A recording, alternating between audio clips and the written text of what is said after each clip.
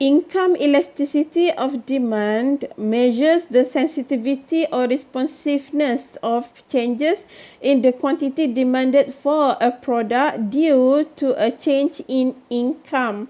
So the relationship must be different. Okay, it shows the relationship between quantity and also income. So you need to understand your diagram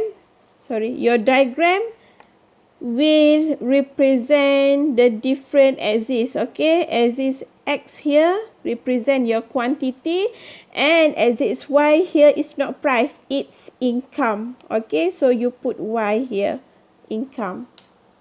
Okay, so the demand curve will look like this one. Okay, so it shows the quantity and also changes in quantity. Okay, this is changes in quantity demand. This is changes in income. Okay, so you need to understand this one first. Income elasticity, it shows how many quantity demand change due to changes in income here. So the formula will look like this one. Changes in quantity demand divide by changes in income. So okay, now we go to the formula. Changes in percentage change in quantity demand divide by percentage change in income. So okay, percentage change in quantity demand meaning quantity new subtract with quantity 1. Okay, changes in income meaning the new income subtract with an old income times old income divide by old quantity. Old quantity here. So we need to use this formula to calculate income elasticity of demand. Okay, so when we use this formula, okay, we got the 3 results. We got the value more than 1, okay, value less than 1, okay, then also we got value negative, okay, and also we got value 0. Okay, so what is this mean? Okay, like this one. Okay, the result when we calculate income elasticity of demand, we got the result. The result will show the type of the product. If you got the value less than 1 but bigger than 0, meaning 0 point something, 0 0.1, 0 0.2, 0 0.3, 0 0.9, so meaning the product is a normal product, normal goods. Okay, if you got you use this formula and you got the answer equal 0, meaning the product is a necessity goods. Necessity goods meaning the product must buy. Okay, number 3, luxury goods. Okay, if you got the value, your answer, your calculation will result more than 1.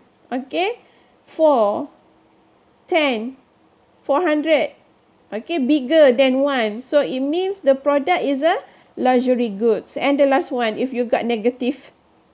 Okay, if you got negative value, then the product is given good. The given good meaning the product with low quality. Okay, given goods, or we also call it as inferior goods.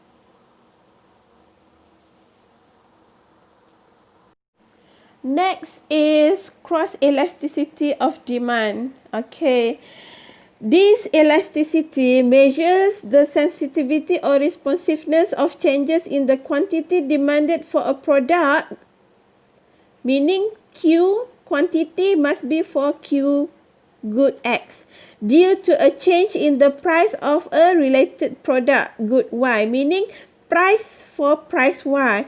It must be the difference product. Okay, so the formula will become changes in quantity demand for X divided by changes in price for Y. Okay, so we use the same formula.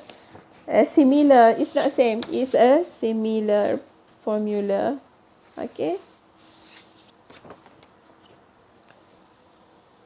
Okay, so when we calculate the product, when we calculate the elasticity here, okay, we get these three results. Okay, if we got the positive value, it shows the relationship of two products is substitute goods.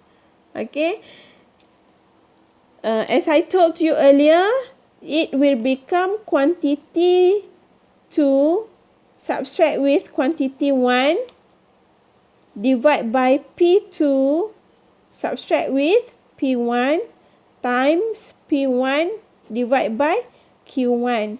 But the item here, the product must be a different quantity X,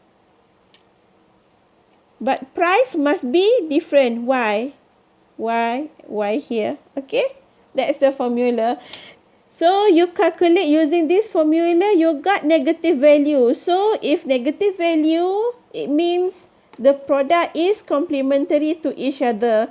X is complementary product for Y, and also Y is complementary product for X. Okay, that's the conclusion if you got the result for negative.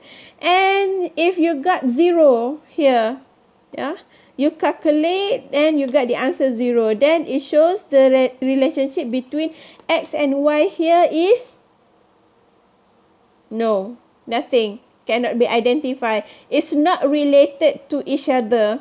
Okay, it's no relationship. Alright, that's for cross elasticity of demand.